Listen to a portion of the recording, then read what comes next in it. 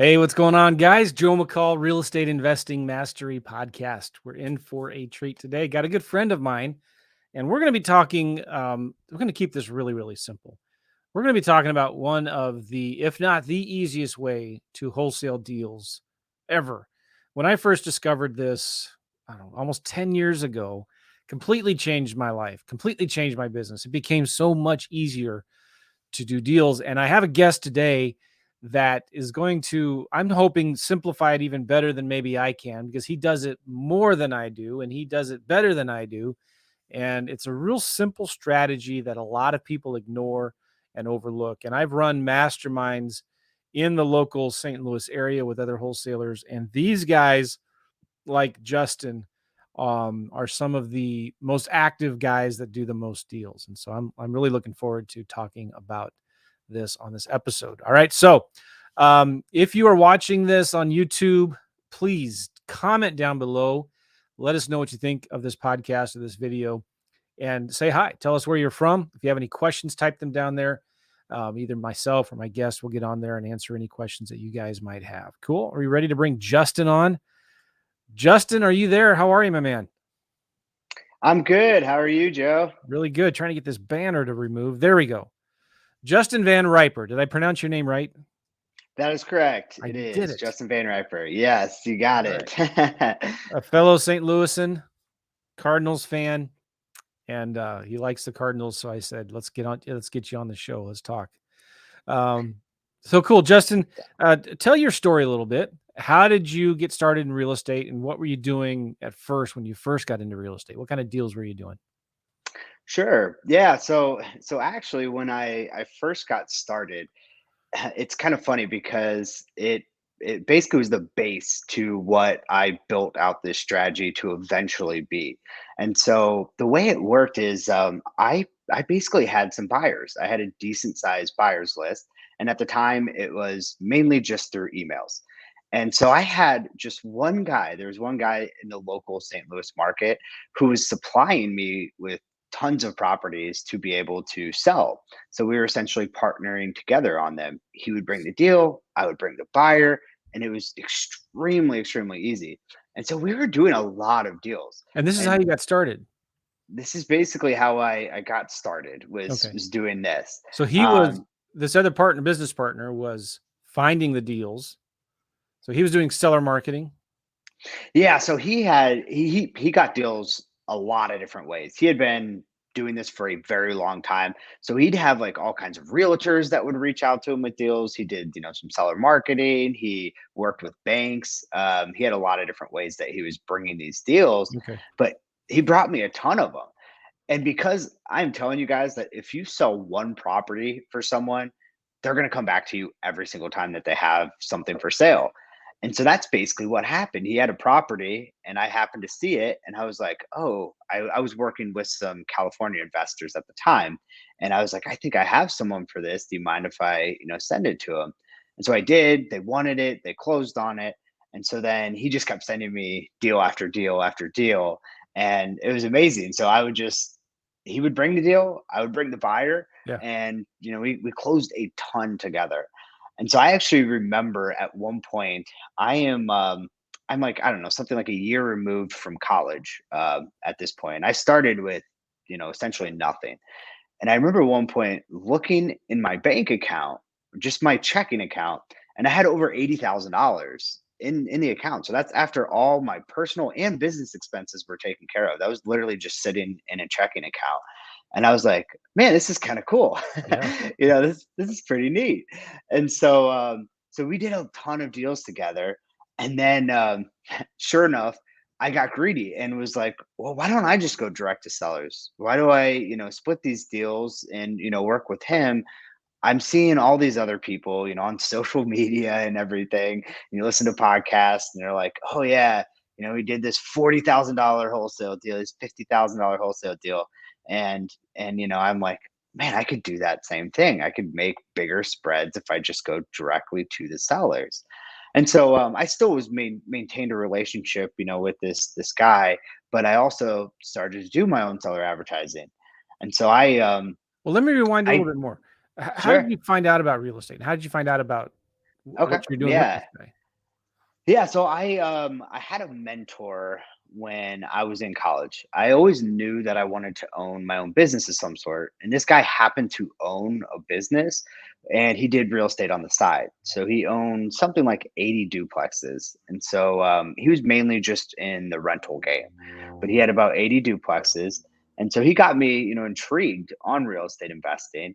And so then I just started researching as much as I possibly could, and it's funny going back to it now. One of the sites that I got a bunch of information from was reiclub.com. Oh yeah, And then yeah. since then, I've actually, I know the people who You know run it. what? Funny, I And have an yeah, interview. They're interviewing me for their podcast today.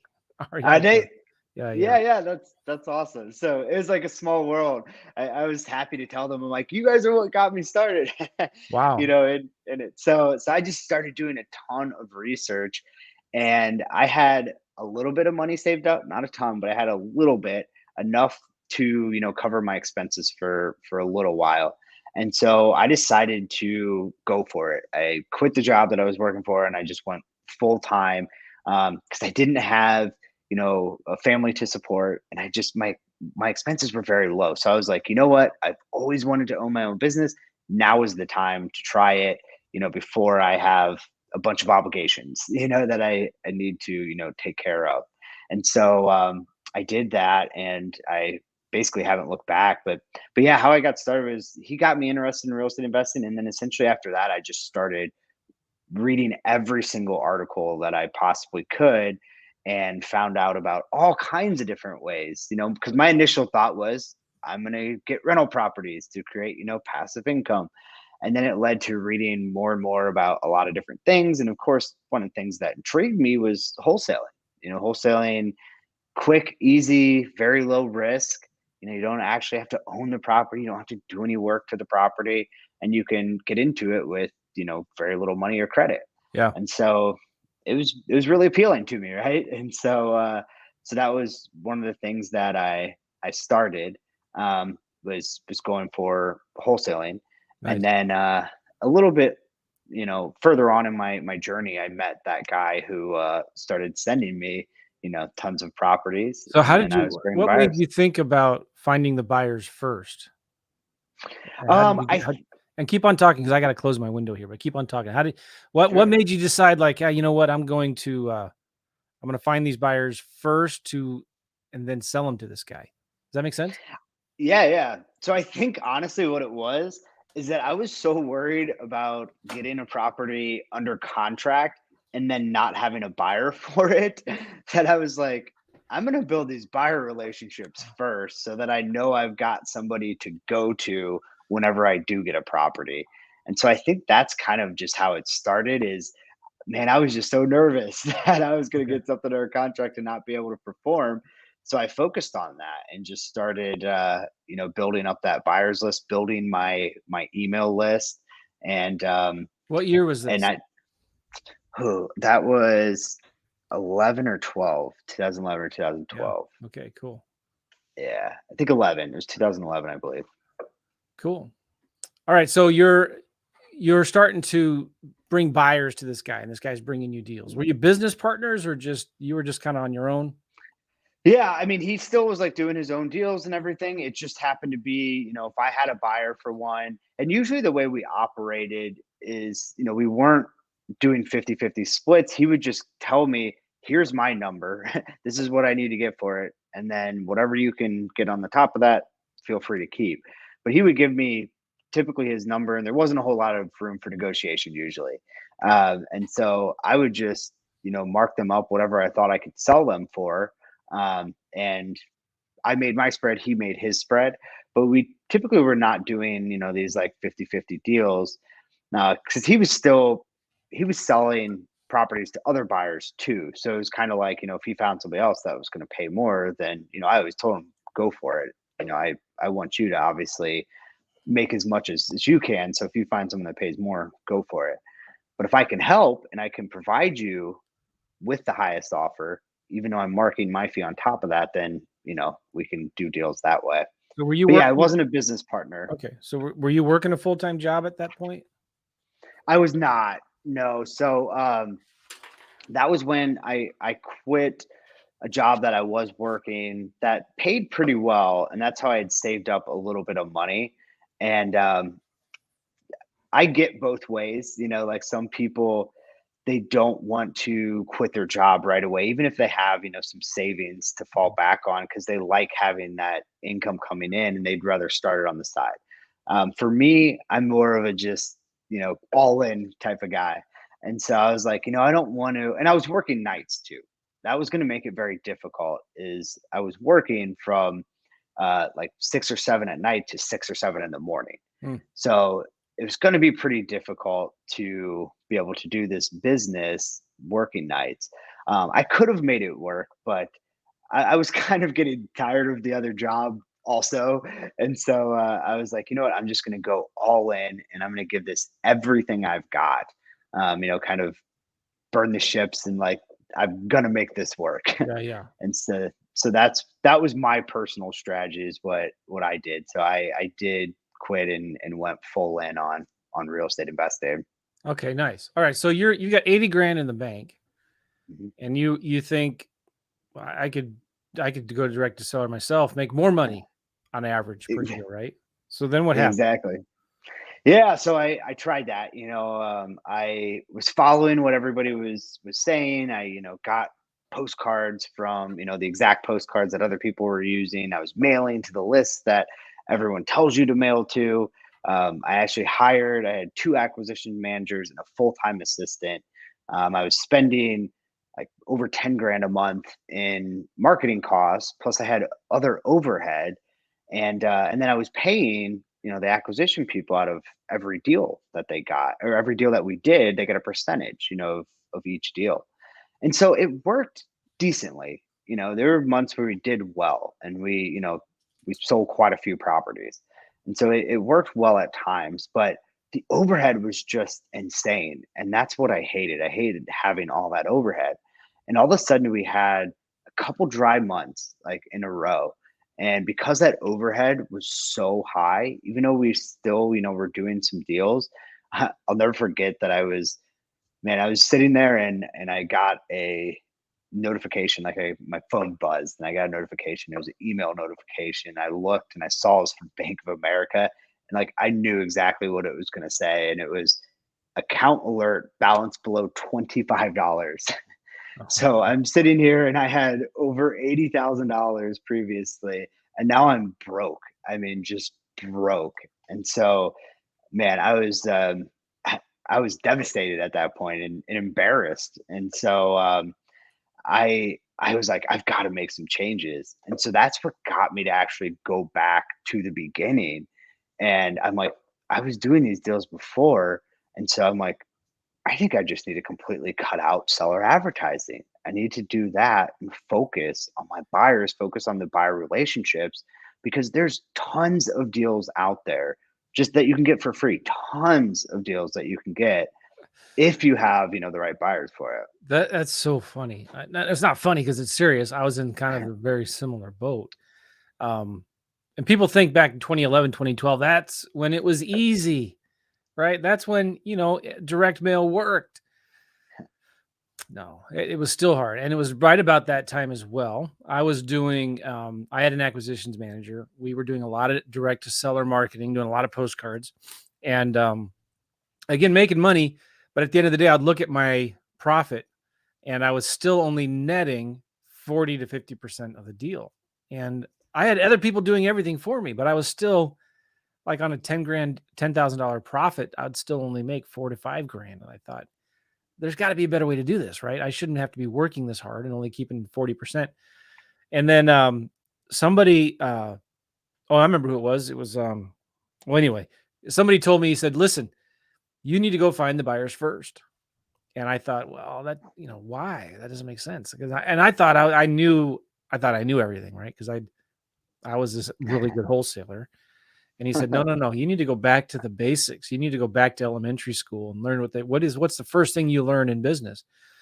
You need to find out what your buyers want and go get it for them. Right. And there was that show Profit First that came out a couple, 3 years ago. No, no, no. Undercover Billionaire. Do you remember that? Hmm. It was the guy. the show before the Grant Cardone show, I forget his name, but one of the first things he did when he was out there with only $100 to his name, sleeping in a truck, he would go look for unclassified ads to find out what buyers were looking for.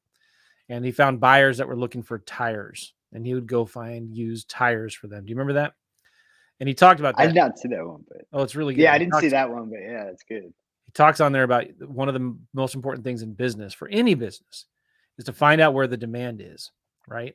And like I say this too, it's so easier to sell what buyers want rather than what you have, right? Yes. Because Yes. if you go, and I say this all the time, if you go to New York Times, New York Times Square, and you make us some spaghetti and you walk around and you say, "Here, who wants some spaghetti? Would you like some spaghetti? No. Would you like some spaghetti? No." But if you instead went with your DoorDash uniform on and said, "Hey, are you hungry? I'll go buy you some food. What do you want?" Who do you think you're going to have? How are you going to have more success with, right? So it's always easier Absolutely. to sell buyers what they want rather than what you have. And I'll say one more thing here because I want you to keep on telling your story. This is so good. Um, uh, oh yeah. Who who is our customer in this business? The sellers or the buyers? Who are the The customers? buyers. Buyers. Mhm. Exactly, because they're the ones with the money. It's the golden rule. He who makes the rules, no, he who has the gold makes the rules, or something like that, right? Sorta. But like, Yeah. with the buyers are the customers. They're the ones with the money. And sometimes in real estate, I think we get it backwards, right? Because we try so hard to get sellers, and that's our main focus, that it gets hard to sell those deals. But if we just have the buyer with the money and we know what they want, I think you'll talk about this here in a minute. But when we started doing that, we started finding buyers first. I couldn't believe how many people were bringing us deals, and we stopped doing seller marketing. We didn't need to do it anymore. All right, so you had Absolutely. almost zero, under $25 in your bank account. So what did you do? You sat down and said, I need to change something, right? Yeah. Yeah, and I love what you said there too, by the way, is you're not gonna get paid from a seller, right? You're gonna Right. cash your check from the buyer. The buyer's the one that's actually bringing the funds. The seller's not gonna pay you, so it's so true. I agree, with everything that you're saying there, and you're right too about don't try to sell them something that you don't even know if they want. But if Yeah. you know exactly what they want, then it becomes, really easy. Then you're just going and providing that for them. So Yeah. it, Yeah. it's beautiful. But yeah, so I had basically nothing, and I'm like, I have got to rethink, everything. And I'm like, I know I can do this without any seller advertising. And so I ended up, I was like, you know what, I'm going to go completely back to the basics. I'm going to do it myself because I know if I'm not doing any seller advertising, I'm not going to have to work, crazy hours because I'm just going to be getting all my deals sent directly to me, and then I'm just going to try to pair them with, buyers. And so I ended up cutting it down to where it was just me again. I had zero seller advertising. So all of a sudden my overhead went from, really high to very Zero. little. I mean, pretty much nothing for overhead. It was fantastic. And here's the crazy thing is that within just a couple months, uh, I had actually increased my revenue. Remember, I had two acquisition managers and I was spending over $10,000 a month in seller advertising, and my revenue literally increased within just a couple months. And it was just me doing, Wow. everything. And it was so, so simple. So it was crazy. I was like, wow, this is amazing. And it's just so funny that I kind of had it right at the beginning, Yeah. but then, I had to make some mistakes. And since I started, I've also, added a bunch to, when I was working like with the one guy now, I've got all kinds of strategies for bringing in, a lot of people that are going to send me deals, and a way of, working with, a lot of really good buyers. Yeah. So it really is. It's insane how much easier it's been, now. And so now I literally operate my business. It takes me. I do have an assistant, and there it's someone from the Philippines, so very cheap. They're very affordable, and I just hire them for a few hours a day is all, and that's it. That's like my only essentially employee, and I can still operate and do all this. And what I tell people is like with this, you actually create like a lifestyle business where you can work 1 to 2 hours per day and consistently make $10,000 checks. Like Nice. Yeah. decent sized checks.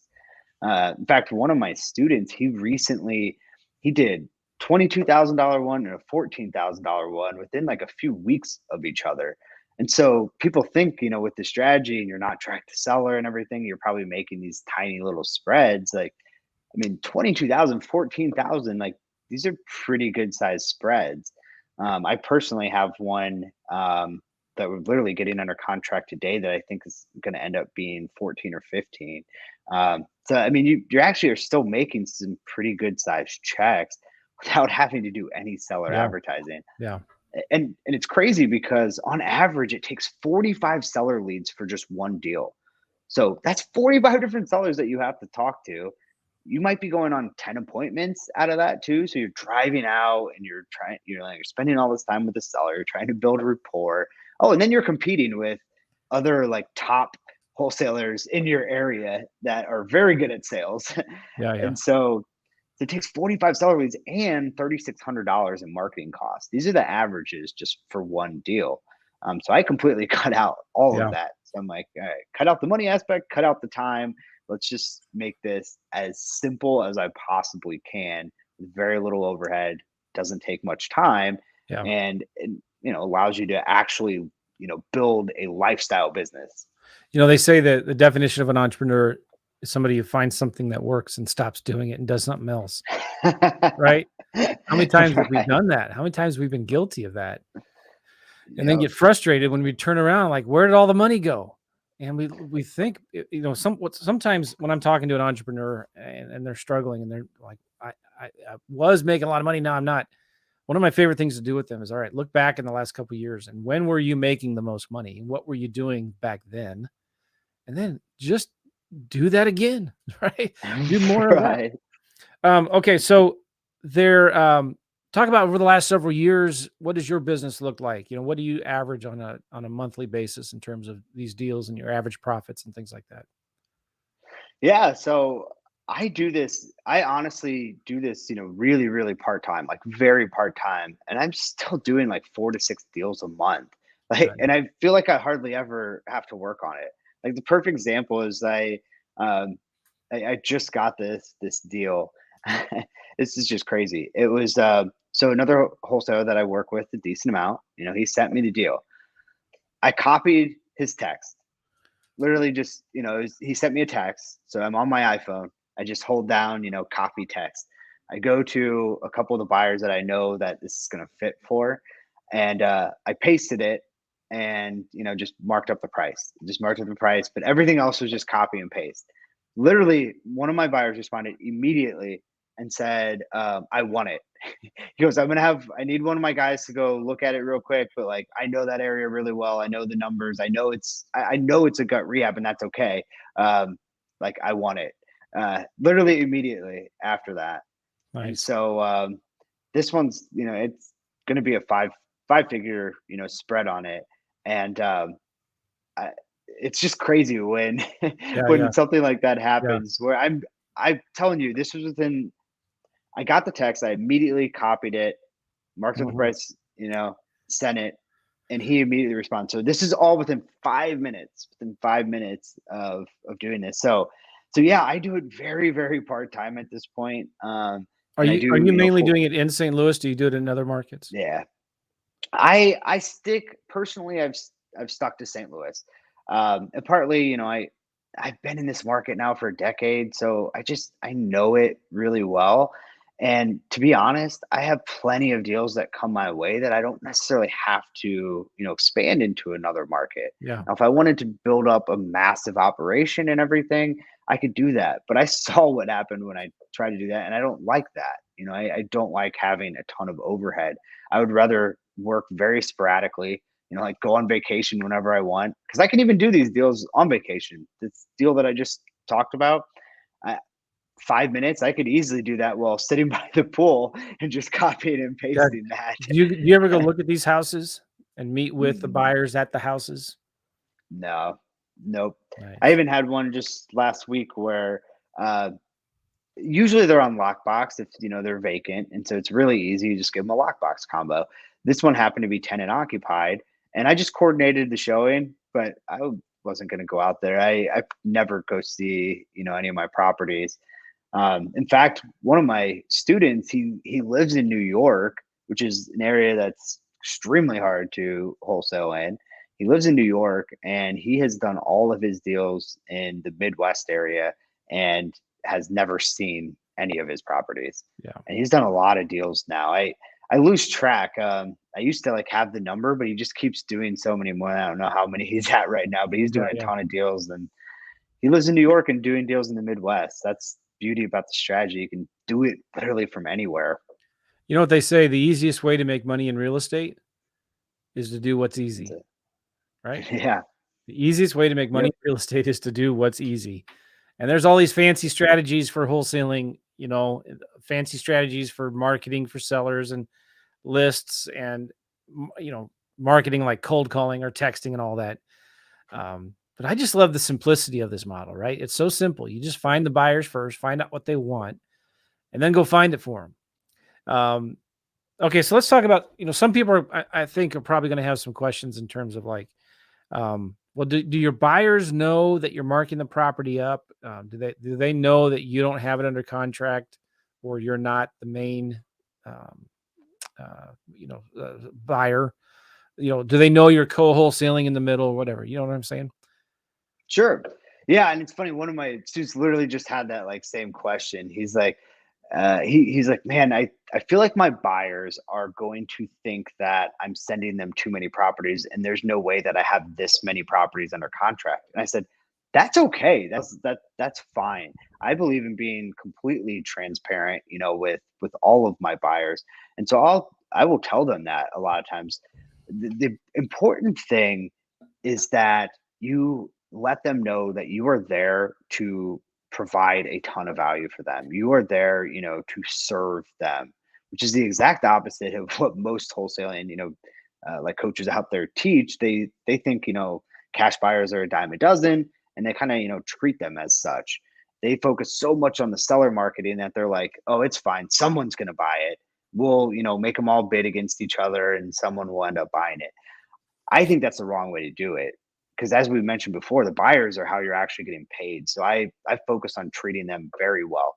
And so I'm transparent with them. I let them know I get my deals from a lot of different sources. I've spent 10 years building up relationships. So I get a lot of these deals from the relationships that I have. And I think they understand that. They understand the value in it. So I'm always upfront. I'm also upfront with the other wholesaler or whoever I get the deal from.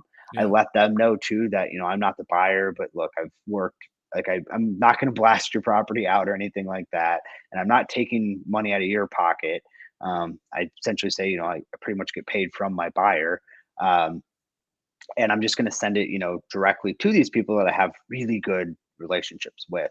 So I believe that you should be 100% transparent with everyone that you work with, and so that's what I do. So they don't care. That's what the student that was asking me that question, I told him that, why would your buyer care? If it's a good deal for them and you're there like working hard for them, you're sending them stuff. And if they don't want a property for a certain reason, you're jotting that down and saying, okay, this price point's too high, or, they don't like this neighborhood. And you're working really hard to find properties for them.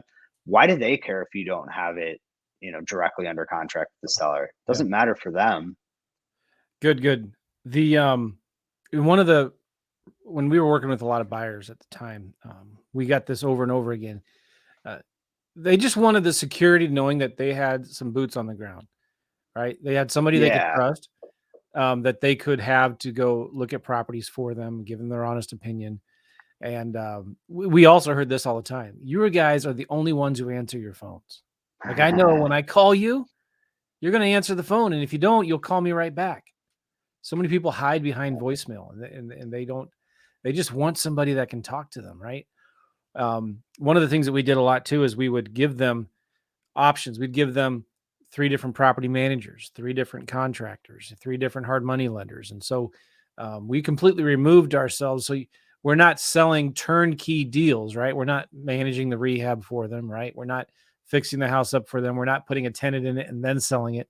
You're just selling it as is. And these are all cash transactions mainly. Is that right?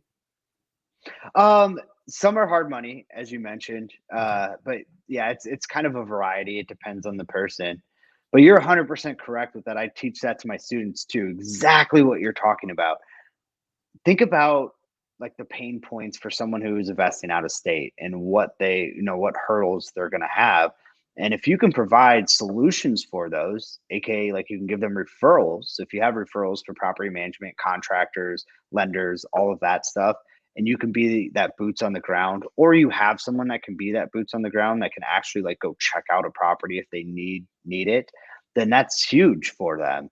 That's massive. So that goes back to providing a ton of value for them. But referrals are huge, and yeah, as long as you can solve that. There are still, of course, some buyers where they're in California, like, yeah, I don't feel comfortable, investing out of state, and that's fine. But there's a very good amount where they know the properties in their local market, their cheap rentals are $500,000, and they're only getting 2,000 in rent for for that property, and then they come to St. Louis and it's like, oh yeah, I can buy an $80,000 property that's going to rent for $1,000 a month. Then Yeah. the numbers are just so much better. And as long as you can overcome those hurdles and those obstacles and provide that value by giving them those referrals, then they'll just continue to come back to you over and over again. So what's your average profit on one of these deals? It's give or take like around 10, right around 10,000. That awesome. And you're not, wait a second. Do you get this, guys? Justin is not doing any seller marketing. He's not cold calling. He's not doing any postcards. Now that stuff works. All right. That stuff really does work, but he doesn't have to do any of it. And you got one part-time assistant, VA from the Philippines, part-time, right? And she mainly Yep. helps you find the deals or does some like find the deals that other people are advertising. Is that right? Yeah, so there's basically two functions, and one is finding those deals, like you said. Yeah, so there's a variety of. I've got a bunch of training that I give them, and so they go and they essentially find these deals, put it just into a Google Drive, spreadsheet that automatically gets updated, and so I can go in there and see it. I get myself and my students typically get about four property leads and four new buyer leads, like pre-screened So your buyer VA also leads does per buyer, day. helps you find Yeah. buyers. Yep. So Yeah. is that So for a that's day or for a week or what? a day. So Yeah. your VA, nice. And so Yep. you So don't have a dispositions manager, an acquisitions manager, a team. Do you even have an nope. office? What do you work out of your No. home? Yeah, I do it from my home or from the gym or on vacation. Nice. Very good. All right. So um there's a lot of ways to uh find buyers and there's a lot of ways to find deals. Will you just talk about maybe your top one or two favorite ways to find buyers and then talk about one of your favorite two ways to find deals. And actually, before we get there, because I just thought of this, I'm thinking about questions people are asking in their heads. One of the questions I suspect people are saying is, listen, come on, the market's white hot right now. If a wholesaler's got a good deal, why do they need your help selling it? Right? They can just put it on Facebook Marketplace. They can just make some phone calls and they should be able to sell it quick. Why do they need your help in this kind of a hot market? Why don't you answer that objection? I can hear it right now. People are saying, Sure. You know, that is true. It definitely is, a really hot market, but there are still wholesale properties that, wholesalers are trying to sell that they're not having any luck selling. So that's like part of it. And then a lot of times it's just the local investors, they know the market really well. And typically they're going to lowball offer on, most of this stuff. Like there's a select few local buyers that I like to work with, but for the most part they're just so conservative with their numbers and they just make really really low offers. And so sometimes it's just that this other wholesaler might have other interested parties and they may have other offers, I can just give them a higher offer. That is And so so, important to understand because a lot of wholesalers get stuck in selling their deals to local buyers. And those local buyers will always pay less than everybody else. And so there's a lot of investors, especially the newer ones, that are out there finding deals. And it's not a deal to the local buyers, but it is to the out of state buyers who Justin has. Yeah. So that's yeah, a very good point to make. Yeah. you've got these local guys and they're like, here's my criteria. 60% of ARV minus repairs. And so, I mean, that's just hard to make a decent spread on those Yeah. deals. Then you go to an out of state investor, you say, in their market, they can't get anything remotely close to this. So you say, hey, I can provide them at 75% of ARV, minus repairs, which is still a great deal, right? It's still a Yeah. very good deal. But let's just do like quick math on the numbers. If you have a property that has $100,000 ARV and you have someone that's paying 75% of that, that's 75,000. So if it's a $20,000 rehab, that means they'll pay 55,000 for the property. Now let's look at that 60% person. So 60% of 100,000 is 60,000 minus that 20, that's 40 grand. So you have an offer of 40 grand versus an offer of 55 based on the fact that they just pay a little higher percentage of ARV. That's a huge difference right there. $15,000 difference in spread. And so, I think a lot of my buyers, they just, they're able to pay a little bit more than, some of like these local buyers. Because I don't care, you have local buyers that are like, oh, I'm, fantastic buyer, like work with me, I'll close in 3 days. It's like, yeah, but your offers are terrible. Yeah. It's like I can't make any money off of Yeah. it. That's great that you can close in 3 days, but there still needs to be a spread in there. Yeah. Yeah. I'm looking here just as we talk. Um, in St. Louis County, where we both are, there are 1,200. I'm looking in PropStream, 1,241 properties that have sold in the last 6 months to out of state investors. Now, in a minute here, I'm going to download these to see how many individual, because sometimes one out of state buyer will buy multiple properties, right? So, how Sure. many different sellers? Here we go. So, I'm going to export this list here. And I want to ask you some questions about this. These out of state buyers. So what are there's a lot of different ways to find them. What are your one or two top favorite ways that you like to find out of state buyers? Yeah. Okay. So, because I've got quite a few ways to find buyers in general, but specifically like for the out of state buyers, this is where the assistant comes into play. So we do a decent amount of text advertising to potential buyers. So we buy the list, and then the particular list that I buy, they already have phone numbers. So luckily, we don't have to pay for skip tracing as well. But I buy the list, and then we throw it into a texting platform, and so the assistant will do all of the initial kind of like screening to see if they are actually, an interested buyer. So they will reach out and just say, hey, have a few investment properties to sell. Are you, a buyer? Are you interested in investment properties? Just we do various questions, but just kind of a short initial, reach out to see if they would potentially be interested in investment properties. And if they say yes, then there's a few follow up questions. And then what happens is the assistant will put that also into like a shared Google Drive folder that's, constantly updated. So they give their contact info. And then if it's me, I'll reach out. If it's one of my students, obviously one of my students will reach out, and they just try to build that relationship. So they give them a call and they're like, hey, someone on my team reached out to you, said you might be interested. I'd love to work with you. Like, here's what I can provide. And, what are you looking for? What types of properties are you looking for? What can I do to help you? How can I, kind of serve you? And so then you're building those relationships with them. So that's honestly the biggest way that we get out of state investors So is you get a through list, texting. Mhm. you skip trace it, and then you skip Look, trace them, and your VA sends them a text. Okay.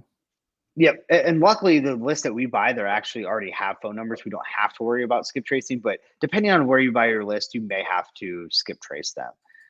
But yes. So the way I always say it is the assistant, and this is how you're able to do this in 1 to 2 hours a day. The assistant cast the very wide net. They take the time to cast a really wide net and reach a ton of people, and then they weed out, all of the entries. So they may send out 300 texts to just get four, interested buyers. So it might be like 300, and they've got a bunch of responses that they handle and all of that. And then me or one of my students, we're just getting the people that have already raised their hand and said, yes, I'm interested, in these types of properties. So we don't have to do any of that weeding out or anything like that. We're just only talking to buyers that, are legitimate and that, really want investment properties. All right, so check this out. I just while we were talking here, I looked, and there were 1,241 transactions in the last 6 months in just St. Louis County, where we are right now. And you're going to find in other counties, you're going to see bigger numbers in this and smaller numbers in this, right? I think this is maybe pretty average. Of those, that 1,243 represent 412 different out-of-state buyers that have bought in St. Louis County in the last 6 months. 412 In different just 6 months. Just different 6 months. out-of-state buyers. Like, people are saying, "Oh, there's no more deals out there." Well, tell those 412 investors who from outside of the state who just bought deals in the last 6 months, tell them there's no deals out there anymore. Somebody's selling something to them, right? And why Right. can't you now? Okay, of that 412, those 412, Justin, you're you're one of the bigger wholesalers here in St. Louis, right? Of those 412 buyers, how many would you say you have sold deals to in the last 6 months? In the last six Just months out rough of guess. out of state, I've in the last 6 months, probably 8 to 10, somewhere in that range. All right, who else is selling to these guys? You see how even if you were listening to this, and even if you were in St. Louis right now, would you be worried about competition? Should you be worried about competition? The answer is no. There's so much opportunity out here right now.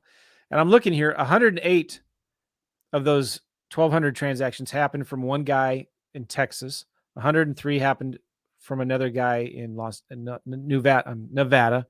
Then Georgia, 96 from California, 75 from Ohio, 61 from Arizona, 42 from Ohio. So these are states: Indiana, North Carolina, Tennessee, California, Illinois, Nevada, Illinois, Texas.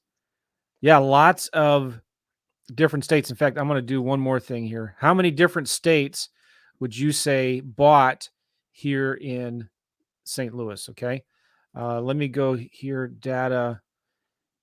I know you guys can't see this and you have no idea what I'm trying to do here.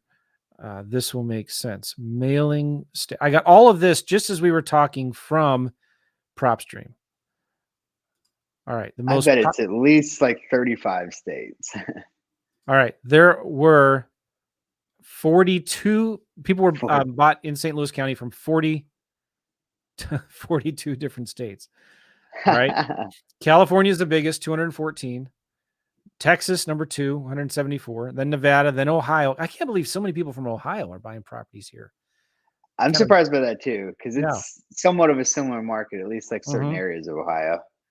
And you maybe think, well, there's Cincinnati, there's Columbus, there's Cleveland, there's Mhm. Akron. Like, Ohio's a big state.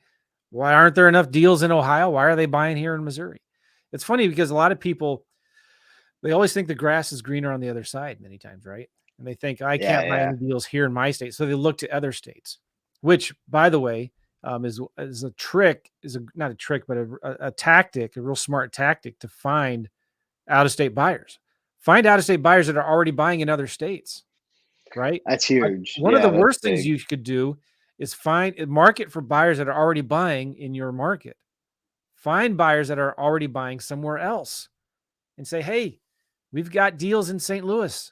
Give me a call. And you hear this all the time. When we did, they're like, yeah, we got tired of this other guy in this other market. We got, so many bad deals. And I like working with you because you answer your phones, right?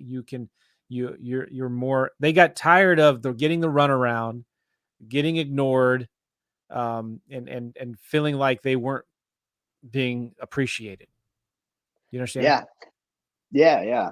And that's why I mean it all goes back to that providing value. And guys, it's not that hard to provide, good value too. Like just be a decent human being. Like you Yeah. said, answer your phone and do what you can to help them. And it's not like they're going to be asking you for stuff constantly. It's really not that hard to go above and beyond what most people are doing. It's really Yeah. not hard at all. But I love what you said there too. You find someone California that's buying in Memphis, something like that. Find a California buyer that's already purchasing in Memphis. Then you just, when you get them on the phone, okay, I see that you're already buying in Memphis. How about St. Louis? These are the types of properties. Here's a few examples, of what you can expect here. You just have those conversations, and then if you're there and you're providing that, great service for them, man, they're thrilled to work with you. I have so many first time phone calls. This is literally like the first time I've ever talked to a person where it ends after, sometimes it's really short, sometimes it's, 20, 30 minutes, but literally the conversation ends in, that sounds awesome. Go find me properties that fit that model. Like, and I'll buy them. Like, that's how it ends is literally great. Just go find me something and Yeah. let's get some deals done.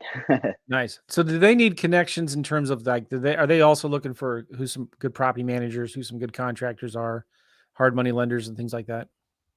Yeah, I will usually send them referrals for that. Most of the time, they're not going to have anyone, and I tell them too. Hey, you're more than welcome to like research on your own or try to find your own people to work with. You're more than welcome to.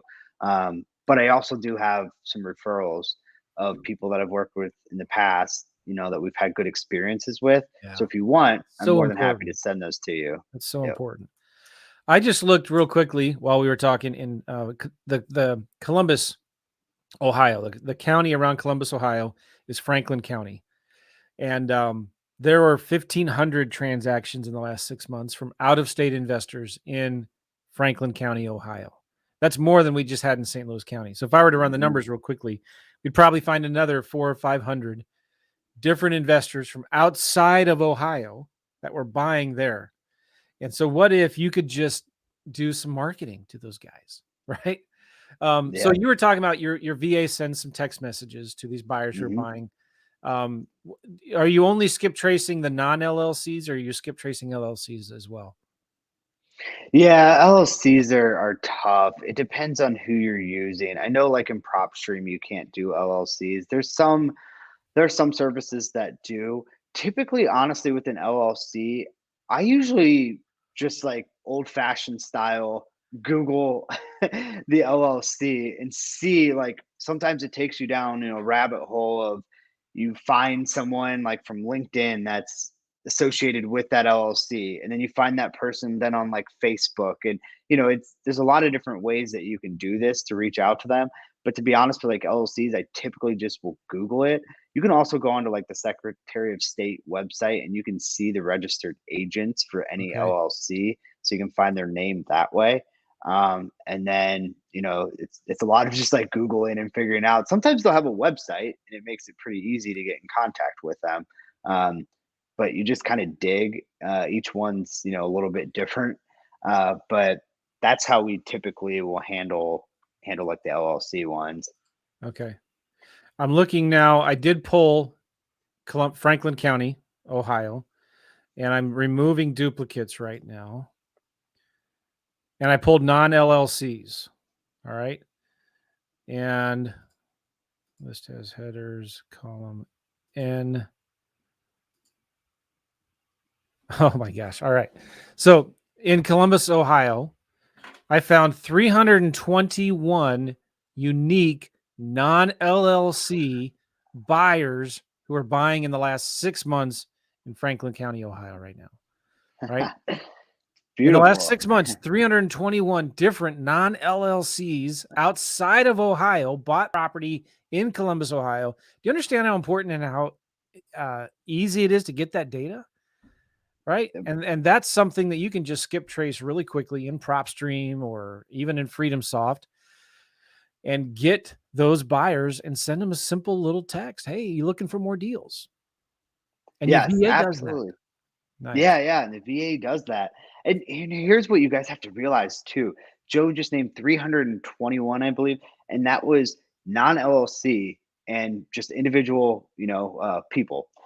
So get this, out of that too, you could have one person, literally just one of those people can be $100,000 in revenue for you. I'm Mhm. not even joking. Yeah. I had like I brought in a guy from out of California, and literally within it was like 5 to 6 weeks, I sold him 6 properties and brought in like $83,000 from just one buyer in like 5 to 6 week period.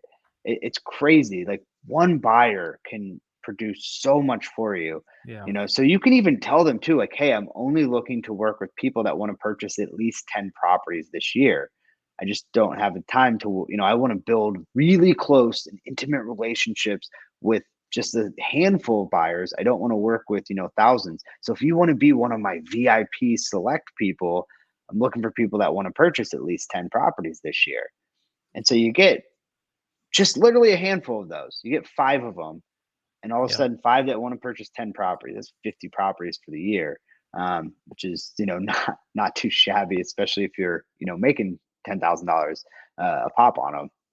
I'm looking here too. The most popular zip code that these people bought in Columbus, Ohio is a zip called 43204 in Columbus, Ohio. And I could easily just real quickly go in to see what's the median home price of those homes in 43204, right? What are they buying? Are these older homes? Are these newer ones? What's the price range? And you know what they're looking for, and you just tell them, hey, we got similar deals, better deals actually, even in my market. Cool. All right. Yeah. So you talked about that's one of your favorite ways. You have other ways that you find buyers, and we're gonna give you an invitation in a minute here to watch a webinar with me and Justin, where you're going to be learning more about this. So I'm so excited about this. Now, talk about one of your favorite ways to find the deals that you send to your buyers. You're not doing direct mail. You're not doing cold calling. You're not doing direct to seller marketing. What's one of your favorite ways to find the deals that you give to them?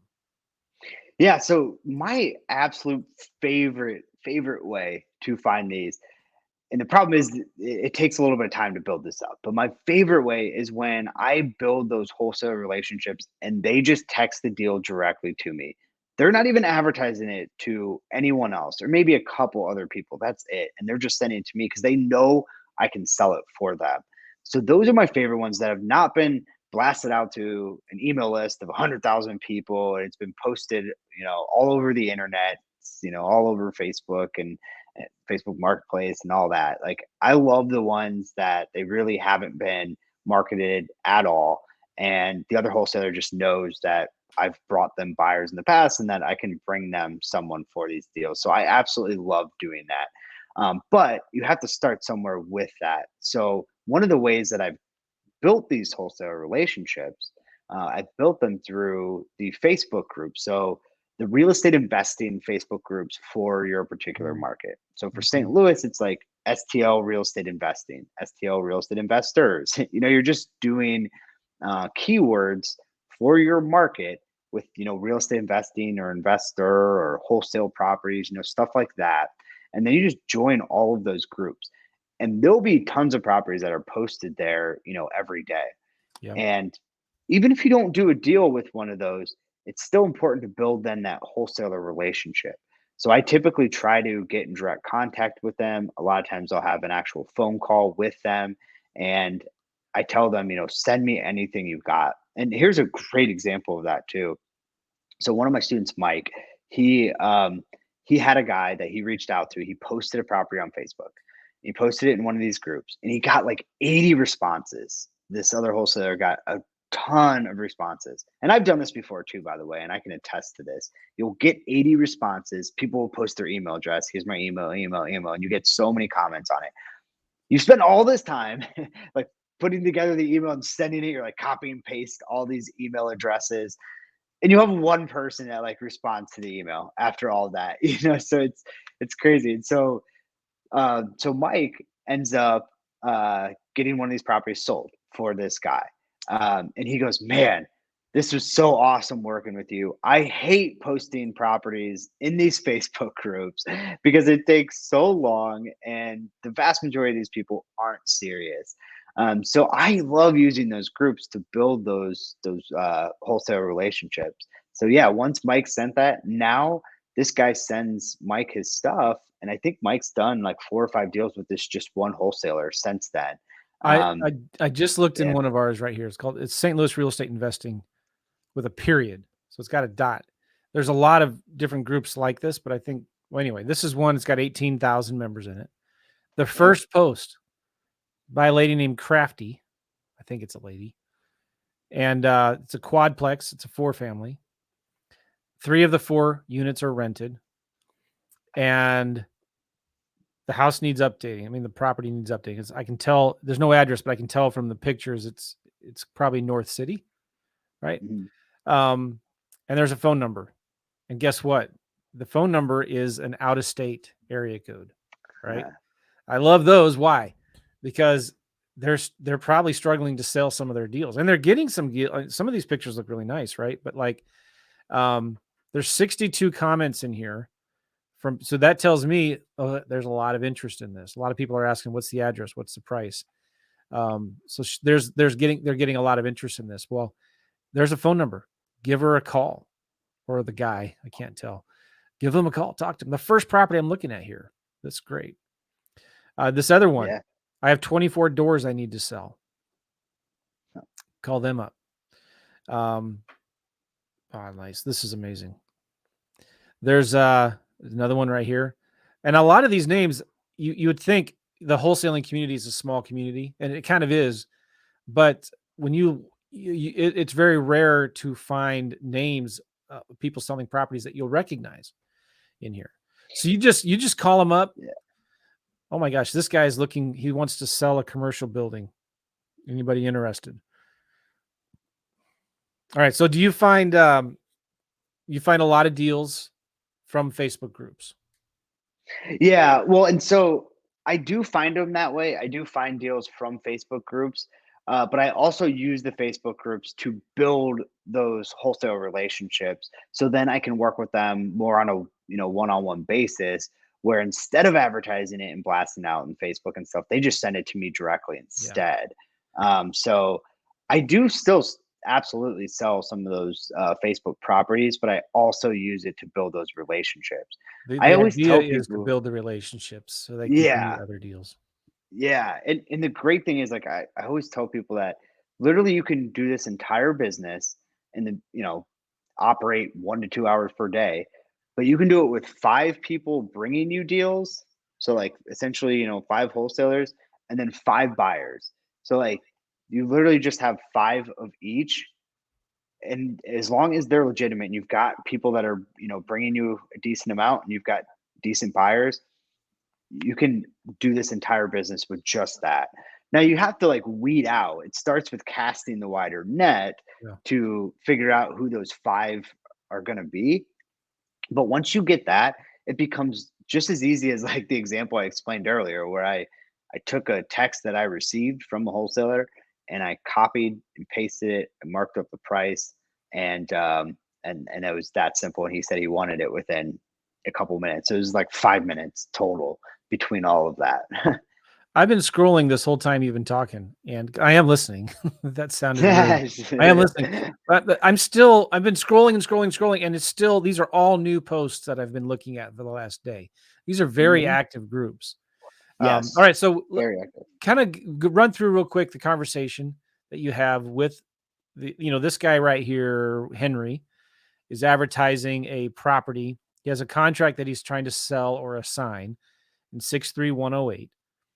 And he says, drop me a PM or your email if you are a cash buyer in the area. It's 4 bed, 2 bath, 1,700 square foot. Looks like it's a full gut rehab, needs a lot of work. All right. So you call this guy, you talk to him. How does your conversation go? Yeah, so like I was kind of saying earlier about being open and transparent, and just completely honest with them. That's essentially what I do. So, I tell them like, hey, I have just a couple really good buyers that I've worked with, a long time. They're great buyers. Is it okay if I send this property to them and I'll mark up your price? They're the ones who are paying me. I don't want to take money out of your pocket, but I'm just going to send it directly to them. Is that okay? And 9 times out of 10, if not higher, they're going to say that's completely, fine. The things that they don't want you blasting it out. They don't want, you to send it to a list of 100,000 people. They don't want you posted on Facebook groups or on Zillow or anything like that. So they don't want that. And then they also think if you just contact them and you say, hey, I want to partner with you on this, immediately in their head, they're like, oh, so you want a 50-50 split on this deal. So if you tell them I get paid from my buyer, I'm not going to take money out of your pocket and I'm not going to advertise it. I'm simply going to send it directly to a couple people I work very closely with.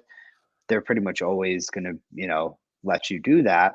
And then if one of your buyers wants the property and you close one deal with them, they just keep coming back to you over and over and over again. And so your first deal, you're adding your fee on top of whatever they're getting, right? Yeah, But then exactly. going forward, it's a little easier once you build a relationship with them. Do you ever just say, "Hey, let's split the wholesale fee"? Honestly, I don't. I do occasionally. I shouldn't say I never do because I definitely do, but for the most part, um, I usually will just negotiate like the deal. So um, I, I had one recently. This is a good example of this deal. It also goes to show you this is a big tip here too. Is at least get offers from your buyers. Even if your buyers are substantially like lower on the price, at least get an offer because then you have something in hand and you can at least sell it for this price. So it's always really important to get an actual offer from your buyer. So this property, the wholesaler sent it to me for 78,000 and I sent it to my guy for 89,000. So I had marked it up like $11,000. He comes back and he's like, "Man, I went through the property and honestly, like I'm not anywhere close to you. I'd be at like 71,000." So he's 18,000 less than what I was advertising it for and he's $7,000 less than what the other wholesaler was sending it to me for. And so I talked to him and we went like back and forth um and I was like, we ended up getting it to where I'm like, can you do 80? And he eventually said yes. So he's like, okay, I can do 80 on it. So now there's a $2,000 spread in there. But I went back to the wholesaler and I was like, hey man, buyer came back lower than what I had sent it to him for. Is there any way you can do 70? I think I said 70 maybe on it. And we ended up at 73. And so 73,000, I sold for 80. So this property that originally was a negative, $7,000 spread because my buyer's original offer was 71,000 and I could buy it for 78. So I'd lose, $7,000 just by going back and forth and just asking, hey, can you do this? Can you do this price? Can you do this price? I ended up getting my buyer up to 80 and the wholesaler down to 73 and was able to, create a $7,000 spread from a And how much did negative that how much did 7,000. that how much did that wholesaler make? And I'm not sure what he's making on that one. Um, it's got to be decent because on this wholesale, I keep telling him, I'm like, you can assign to me. I don't care what you're making. But he must be making big enough spreads because he's double closing on like all the deals that I'm working with him on. I guess he doesn't want me to know. So he's very happy. He's doing, really well on it. The last several have been like that. I think he's just marking up the spreads really high, knowing that he's got some room to negotiate. And he's still thrilled. I mean, every time he gets a property, I'm the first person that he's sending him to because I keep selling all this stuff for him. Nice. Yeah. And so, do you typically have a title company you prefer to work with, or do you just use whatever title company the wholesaler wants to work with? What do you I do there? do. I like kind of using, title companies that I'm familiar with. Now, there's times where if you have like a hedge fund buyer or something, they have specific title company that they're going to use. And so I've learned to, be able to work with them. But if you're double closing on the properties, which is what I do a lot of the times, you're gonna have to pay closing costs. And so you want a title company where their fees are going to be lower.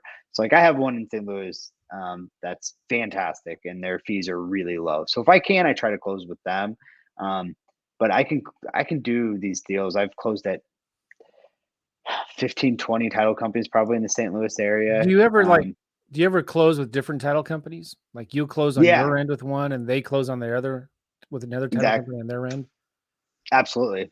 Absolutely. All the time. Sometimes it's easier to do that, don't you think? Yeah, yeah, I do. I think sometimes it's nice to like, especially if it's a title company, like you have this hedge fund buyer where they're buying a ton of properties every month and they only close at one location. I kind of like to have mine somewhere else because I feel like they have such good relationship with them that they could easily just be like, oh, hey, what's he got the contract for, for Right. this price and everything. And so yes, I do that all the time where we have multiple title companies involved and, Nice. it's always still gets done, never an issue. All right. This has been so good, man. I'm excited. I love this strategy. And you'll see why you need to get on this webinar. I'm doing a webinar with Justin. And we don't know, as we're recording this, we don't know the exact times and dates and times yet. But if you go to lifestylereibusiness.com, lifestylereibusiness.com, we're going to be sharing a lot more of the details of how this strategy works and how you can get started today. This is one of the easiest, if not the easiest way to do deals in this market. And it's been working for a long, long time. Here's my thing.